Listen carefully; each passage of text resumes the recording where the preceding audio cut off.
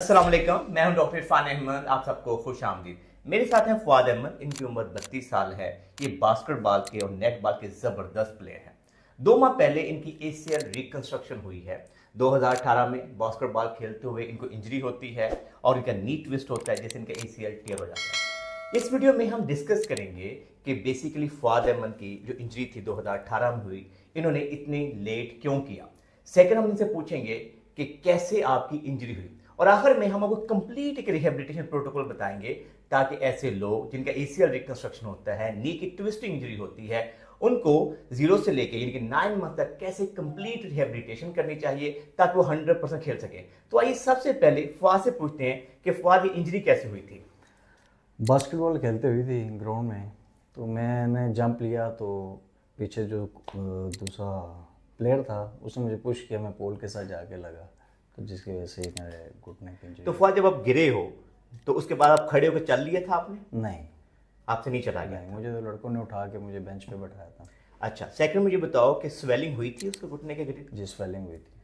और फिर जैसे फर्क अगला दिन था तो उसको क्या फीलिंग थी, आप चल पाए थे? नहीं, हाँ। बहुत मुश्किल था चलना। तो कितना टाइम लगा था आपको चलते हुए, यानी कि 4 हफ्ते लगे थे, 6 हफ्ते, कितना फिर टाइम मैंने लगा? आइसिंग स्टार्ट की थी, उसके बाद तकरीबन 2-3 वीक में मैं चलना स्टार्ट आहिस्ता आहिस्ता हो गया था। ठीक है। तो ये जब देखिए कि नॉर्मली हम इंजरी की सिवियरिटी को भी देखें तो यूजली जब एसीएल इंजर्ड होता है तो एक बड़ी स्ट्रॉन्ग फोर्सफुल ट्विस्ट होता है और कमो बेश 4 से 6 हफ्ते लगते हैं स्वेलिंग कम होते हुए, दोबारा से नॉर्मल वेट बेरिंग करते हुए। अब हम आपके सामने इस बात को डिस्कस करेंगे कि फवाद ने 2018 से लेके 2024 तक ऑलमोस्ट 6 साल क्यों इस इंजरी को वेट किया और सर्जरी नहीं करवाई। ये दिन देखिए कि जो लोग एसीएल रिकंस्ट्रक्शन को इतना लेट करते हैं, हालांकि वो प्लेयर होते हैं, उनको दोबारा से खेलना पड़ता है, उसकी 2-3 वजूहात होती हैं। नंबर 1, कास्ट, एक ऑब्वियसली एक महंगा प्रोसीजर है। नंबर 2, ड्यूरेशन, क्योंकि इसके अंदर कमोबेश आपको 9 माह से लेकर 1 साल लगता है। एंड नंबर 3, कई दफा आप किसी भी डिपार्टमेंट से खेल रहे हो तो आपको ये लगता है कि हमारे जो डिपार्टमेंट्स हैं वो कई दफा स्विच कर देते हैं कि ठीक है आपको इंजरी हो गई है, आप किसी दूसरी पोजीशन पे चले जाएं। तो बहुत सारे फैक्टर्स हो सकते हैं जब आप अपनी सर्जरी को डिले करते हैं। लेकिन ऐसे प्लेयर जिनका नी बार बार ट्विस्ट होता है, उनका बार बार गोडा निकलता है, उनको लगता है लूजनिंग हो रही है, तो उनको अल्टीमेटली नीड अपना जो एसीएल रिकंस्ट्रक्शन करवाना पड़ता है। सेकंड ये देखिए, जितना हम अपना एसीएल रिकंस्ट्रक्शन को लेट करते हैं और अगर आपको घुटना बार बार निकलता है, अगर 5-6 दफे ज्यादा गोडा निकलता है, तो हमें भी ये डर होता है कि अंदर से जो कार्टिलेज है वो भी वेयर एंड टेयर पे चली जाती है। मैं उम्मीद करता हूं कि फवाद के केस में ऐसा नहीं हुआ होगा और फवाद को भी 2 माह पहले ही क्योंकि सर्जरी हुई है। अब आपके सामने हम फवाद का एक पूरा रिहेबिलिटेशन प्लान डिजाइन करने लगे हैं ताकि अगर आप लोगों का भी एसीएल रिकंस्ट्रक्शन हुआ है तो आप इस वीडियो को फॉलो करके घर पे ही अच्छे तरीके से एक्सरसाइज कर सकें। फवाद की जो रिकवरी थी बहुत अच्छी जा रही थी। ये रूटीन से अपनी वॉक कर रहे थे, सारी एक्सरसाइज कर रहे थे। 2-3 दिन पहले ये कहीं अनइवन सरफेस पे ग्राउंड में चलते हुए इनका नी थोड़ा ट्विस्ट हुआ और ये घबरा गए कि कहीं गोडा दोबारा से मेरा लिगामेंट तो लूज नहीं हो गया, इसलिए हमारे पास आए हैं। अब हम आपके सामने इनको एवेल्युएट करते हैं और बताते हैं कि कोई जॉइंट की लूजनिंग तो नहीं है। इसलिए बहुत आसान और सिंपल है कि सबसे पहले तो हम स्वेलिंग देखते हैं। ज़ाहिरन हमें कोई ऐसी खास स्वेलिंग नज़र नहीं आ रही, क्योंकि जब आप ज़्यादा बैठते हैं, ज़्यादा चलते हैं, 2 माह के बाद इतनी सी स्वेलिंग हो जाती है। नंबर 2, हम ये चेक करते हैं, टांग को बेंड करें, टांग को फोल्ड करें। जब वो नी को पूरा बेंड कर रहे हैं और सीधा कर रहे हैं तो कोई ख़ास पेन नहीं है। नंबर 3, हम ये चेक करते हैं कि मसल की परफॉर्मेंस कैसी है। घुटना नीचे प्रेस करवा के हम टांग को जब सीधा उठाते हैं, उठाइएगा टांग को, तो वो मसल की परफॉर्मेंस भी ठीक है। लिगामेंट को चेक करने के लिए बहुत आसान और सिंपल मेथड होता है कि हम आराम से इस तरीके से टांग को बेंड करके लूज छुड़वा देते हैं, आपने बिल्कुल रिलैक्स रहना है और फिर ये चेक करते हैं कि एंड रेंज के ऊपर जो लिगामेंट है वो कितनी हमें स्टेबिलिटी प्रोवाइड कर रहा है। तो हम जब ये चीज़ चेक करते हैं तो लगता है यही है कि जॉइंट स्टेबल है, इसमें कोई ऐसी परेशानी नहीं। तब सवाल ये पैदा होता है कि फवाद को फिर क्या मसला हुआ होगा जो इसको इंस्टेबिलिटी, गिव वे की फीलिंग आई होगी। ये ध्यान रखिए कि गिव वे की फीलिंग का हरगिज मतलब नहीं है कि लिगामेंट ही टूटता है। कई दफ़ा अगर फर्क आप बहुत ज़्यादा बैठे हुए हैं, आप आधा घंटा, 2 घंटे, 3 घंटे बैठे हैं और उसके बाद आप खड़े होकर चलना शुरू कर देते हैं, तो क्योंकि यहाँ पे हमारे नी के अराउंड स्वेलिंग हो जाती है, हमारा मसल फायर नहीं करता, उससे भी गिव वे हो सकता है। नंबर 2, आपने बहुत ज़्यादा वॉक कर ली, बहुत ज़्यादा एक्सरसाइज कर ली और उस वक्त भी आपका फ्रंट थाई मसल एक्टिवेट नहीं होता, उससे भी गिव वे हो सकता है। तो सिंपल गिव वे का मतलब या गोडा निकलने का मतलब, हरगिज फीलिंग का आने का मतलब ये नहीं है कि आपका लिगामेंट टूट गया है। तो मैं फवाद को अब यही मशवरा दूंगा, परेशान होने की कोई ज़रूरत नहीं है। आप अपने ध्यान से ईमानदारी से वर्जिशें करो, जो भी हम आपको प्लान देंगे पूरा मंथ टू मंथ, इंशाल्लाह आप 100% ठीक हो जाएंगे। ये जिनमें कि ACL रिकंस्ट्रक्शन के बाद नॉर्मली हमारा जो पहला गोल होता है कि 4 से 6 हफ्तों में आप नॉर्मल वॉक करने काबिल हो जाए। फवाद की रिकवरी इज एक्सीलेंट, 4 से 6 हफ्तों में वो नॉर्मल चलने फिरने काबिल हो गए। 6 हफ्तों से लेके 4 माह तक हमारा प्राइमरी फोकस ये होता है कि आपका कार्डियो पल्मोनरी, यानी कि आपकी एरोबिक एक्सरसाइज, आपकी वॉक, आपकी साइकिलिंग, आपकी elliptical as much as you can, ताकि आपका कार्डियो पल्मोनरी फिटनेस स्ट्रांग हो। क्योंकि फवाद अगेन एक प्लेयर है, उन्हें दोबारा से खेलना है, तो हम इनको इंकरेज करके ज़्यादा से ज़्यादा इन एक्टिविटीज़ पे फोकस करें। एंड नंबर 3 हमारा प्राइमरी फोकस होता है कि इलास्टिक रेजिस्टेंस बैंड के साथ एक्सरसाइजेस करें और साइड बाय साइड जिम के अंदर एक्सरसाइजेस करें। अभी हम आपके सामने बैक टू बेसिक स्टार्ट करके फिर आपको एडवांस लेवल के साथ गाइड करें। सबसे पहले जब भी आप ACL रिकंस्ट्रक्शन होता है या कोई भी नी की सर्जरी होती है, कोई भी नी की इंजरी होती है, तो पहली एक्सरसाइज हम अपने पहन देते हैं कि फ्रंट थाई मसल को टाइट करें। छोड़िए फवाद, मसल टाइट कीजिए, शाबाश, छोड़िए, मसल टाइट कीजिए। जब ये चीज़ करते हैं तो हमारी जो पटल्ला होती है वो थोड़ी सी ऊपर तरफ जाती है और आपको फील होगा कि हमारा फ्रंट थाई मसल टाइट हो गया। छोड़िए, फिर टाइट कीजिए। तो ये नंबर 1 एक्सरसाइज होनी चाहिए। नंबर 2 पाँव खींचना है, घुटने को नीचे प्रेस करना है। प्रेस कीजिए, टांग को बिल्कुल सीधा ऊपर उठाइए, स्ट्रेट अप, और 5 सेकंड का होल्ड कीजिए। ये हमारी नंबर 2 एक्सरसाइज होती है। ये थ्रू आउट आपकी रिहेबिलिटेशन के दौरान ये एक्सरसाइजेस चलती रहती हैं। एंड नंबर 3 पे घुटना नीचे प्रेस कीजिए और दूसरी टांग को प्रेस कीजिए। इतना अच्छा प्रेस कीजिए कि आपको लगे कि दोनों घुटनों के नीचे कोई गैप नहीं है, ठीक है। तो ये हमारी नंबर 3 एक्सरसाइज होती है।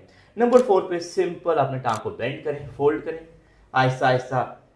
आपका पहला हफ्ता है, आहिस्ता आहिस्ता करते करते करते करते, जैसे देखिए फवाद ने अपनी टांग जो है 2 माह के अंदर पूरी मोड़ ली है। तो आप लोगों को भी अगर ACL रिकंस्ट्रक्शन हुआ अभी 1 हफ्ता ही हुआ है, तो आप आहिस्ता आहिस्ता मेहनत करेंगे तो आपकी नी बेंडिंग हो जाएगी। इसके अलावा हमारे YouTube चैनल पर बहुत से ऐसे एक्सरसाइज है कि नी बेंडिंग को कैसे इंप्रूव करें, आप उनको भी फॉलो कर सकते हैं। तो ये 4 बेसिक एक्सरसाइजेज हैं जो आपको लगातार करते रहना चाहिए। इनको नॉर्मली हम कहते हैं दिन में 3 दफ़ा 10/2 10/3 रेपिटेशन के साथ करें, ताकि आपके मसल जो है और आपके जॉइंट की रेंज ऑफ मोशन वापस आ जाए। अब आ जाते हैं कि जो इलास्टिक बैंड, क्योंकि फवाद का लेवल नेक्स्ट है, 2 माह हो चुके हैं। अब हम फवाद से कहेंगे कि इलास्टिक बैंड, इलास्टिक लूप आपको मुख्तलिफ स्ट्रेंथ के अंदर मिल जाते हैं। तो आपने क्या करना है कि एक 5 का सेट ले लेना है, और अगर फर्स्ट आप basic as a beginner start करने लगे हैं तो आपने अपने पाँव पे यू बांध डाल लेना है इस तरीके से। ये फवाद डालिएगा प्लीज, शाबाश। अब आपने क्या करना है, पाँव खींचना फवाद, टांग को थोड़ा सा बाहर तरफ लेके जाओ, ऐसे टांग को बिल्कुल सीधा ऊपर उठाना फवाद, शाबाश, बिल्कुल सीधा उड़ा के, वेरी गुड। आप इसको 5 सेकंड का होल्ड करते हैं और फिर वापस ले जाते हैं। अब इसमें क्योंकि हमें फवाद की स्ट्रेंथ अच्छी लग रही है, हम फवाद से कहेंगे थोड़ा सा उठाएं फवाद, इसको यहाँ पे 5 सेकंड का होल्ड करो, फिर ऊपर ले जाओ, यहाँ पे 5 सेकंड का होल्ड करो, फवाद और ऊपर लेके जाओ, यहाँ पे जाके 5 सेकंड का होल्ड करो और फिर आराम आराम से नीचे लेके जाओ। तो ये हमारी इलास्टिक बैंड के साथ नंबर 1 एक्सरसाइज बनती है। नंबर 2 इलास्टिक बैंड के साथ हम कहेंगे टांग को सब बाहर तरफ लेके फवाद, टांग ऊपर उठा लो, शाबाश, चैलेंज देते हैं और उसको सर्कुलर घुमाने की कोशिश करो, सर्कुलर, शाबाश, सर्कुलर, ताकि इसमें आपके हिप मसल भी स्ट्रांग होंगे, क्वाड भी स्ट्रांग होंगे। तो आपने आउटवर्ड सर्कल करने हैं, ठीक है। तो ये आपकी एक अच्छी स्ट्रेंथनिंग एक्सरसाइज हो जाएगी। ये आपकी नंबर 2 एक्सरसाइज तरह से बन जाती है। इसके बाद फादर प्लीज बैठिएगा, दोनों हाथ पीछे रखिए, फवाद दोनों टांगे बातें खोलने की कोशिश कीजिए अगेन, शाबाश। अब यहां से टांग उठाइए फिर फवाद, शाबाश।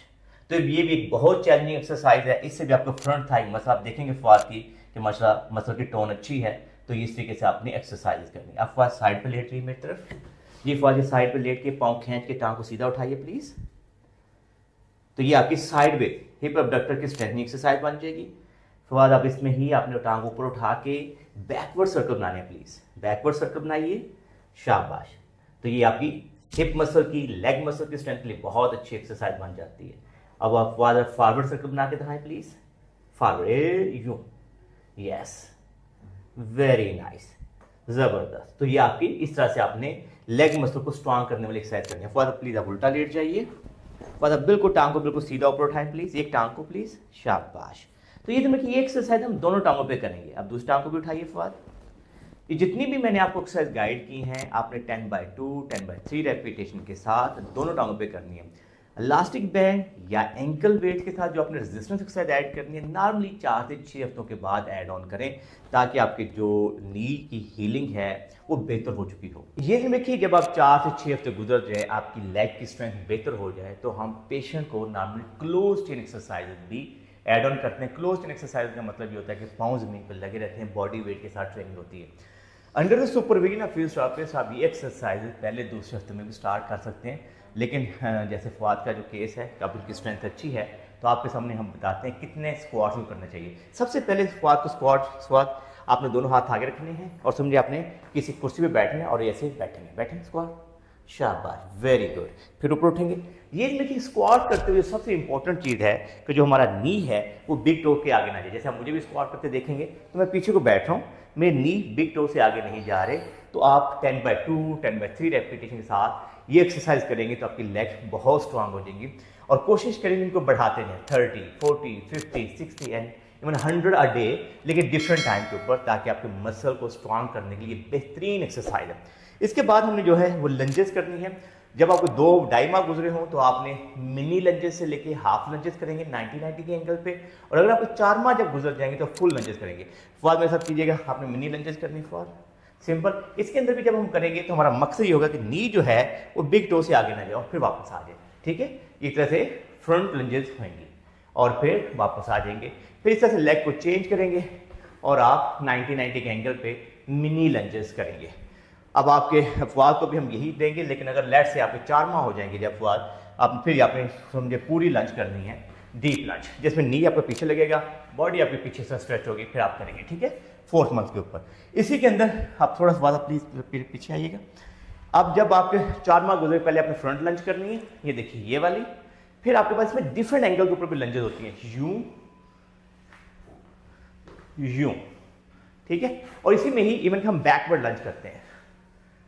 तो आपने मुख्तलिफ एंगल के जब लंजेस करते हैं तो आपके लेग मसल्स बहुत ज़बरदस्त स्ट्रांग होते हैं। ये बहुत इफेक्टिव एक्सरसाइज है जिससे आपके लेग मसल स्ट्रांग होते हैं। इसके अलावा आप अपने 2 माह हुए हैं, आप बहुत बेसिक से भी स्क्वाट्स कर सकते हैं। आइए, बहुत लेट से आपको लगता है कि वैसे स्क्वाट करना मुश्किल है तो आप सामने से कोई ग्रिल पकड़ लें, कोई चीज़ पकड़, स्वाद पीछे बैठिए, सिंपल।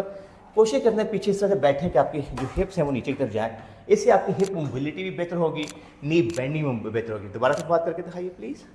स्पाइन बिल्कुल सीधी रखिएगा ऐसे, और फिर ग्रेजुअली। तो 90-90 के एंगल के अंदर ये चीज़ भी ऐड ऑन करेंगे तो उससे आपके लेग मसल स्ट्रांग हो गए।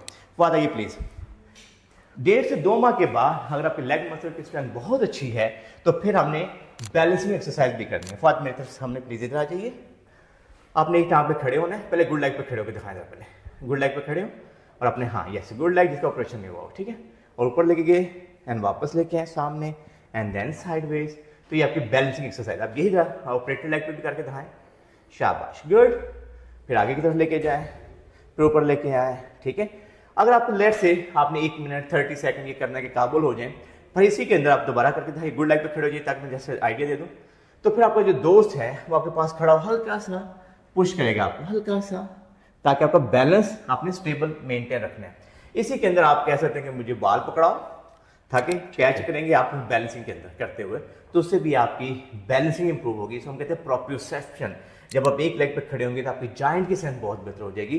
तो ये आप तकरीबन 3 से 4 माह के बाद ऐड ऑन कर सकते हैं। तो 4 माह के अंदर अंदर हमारा मकसद क्या होना चाहिए कि लेग को स्ट्रांग करना है, लेग को स्टेबल करना है, स्टेबिलिटी बढ़ानी, हमारी जॉइंट की स्ट्रेंथ बहुत बेहतर होनी चाहिए।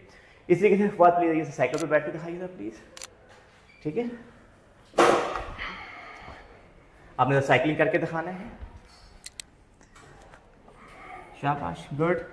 तो ये तो देखिए साइकिलिंग जो है बहुत अच्छी एक्सरसाइज है for ACL reconstruction, for knee surgeries. उसका बेनिफिट क्या होता है कि एक तो ना सिर्फ आपकी रेंज ऑफ मोशन बढ़ाने में काम करती है, बल्कि आपकी कार्डियोपल्मोनरी फिटनेस को भी नेक्स्ट लेवल पे ले जाती है। तो ऐसे लोग जिनका ACL रिकंस्ट्रक्शन हुआ है वो 2 हफ्तों के बाद ही साइकिलिंग शुरू कर दें, 1 हफ्ते के बाद भी साइकिलिंग आहिस्ता आहिस्ता शुरू करें और फिर कोशिश करें। जैसे फवाद का केस तो अब 2 माह हो चुके हैं, तो मैं इनको इनकरेज करूंगा कमो बेश आधे घंटे से लेकर 45 मिनट की साइकिलिंग करेंगे। ये देखिए 4 माह तक हमारा पूरा फोकस होना चाहिए कि हमने बहुत ज़्यादा स्ट्रेंथ ट्रेनिंग पे फोकस करना है, बहुत ज़्यादा अपनी कार्डियोपल्मोनरी फिटनेस पे काम करना है, जिम करना है, साइकिलिंग करनी है, एलिप्टिकल करना है, वॉक करनी है, as much as we can.